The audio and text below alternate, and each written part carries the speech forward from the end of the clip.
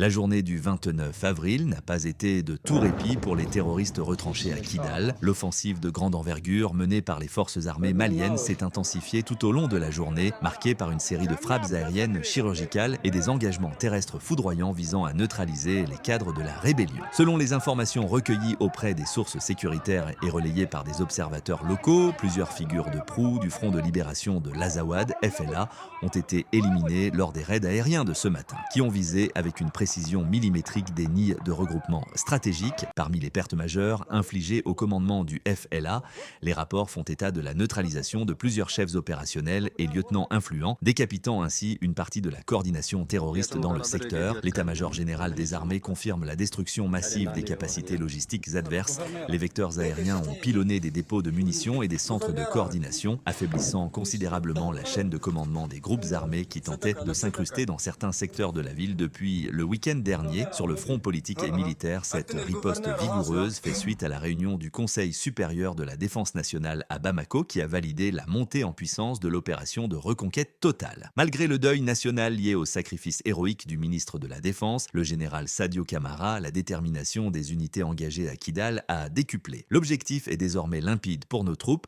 restaurer l'autorité absolue de l'État sur chaque centimètre carré de la région de l'Adrar des Ifoghas. La situation à Kidal reste évolutive avec des opérations de ratissage qui se poursuivent sans relâche dans les quartiers périphériques pour débusquer les dernières poches de résistance du FLA et du GSIM. Les communications officielles et les témoignages de terrain soulignent une reprise totale de l'initiative par les FAMA, tout en appelant les populations à la vigilance et à l'union sacrée face aux tentatives de désinformation des groupes armés en déroute.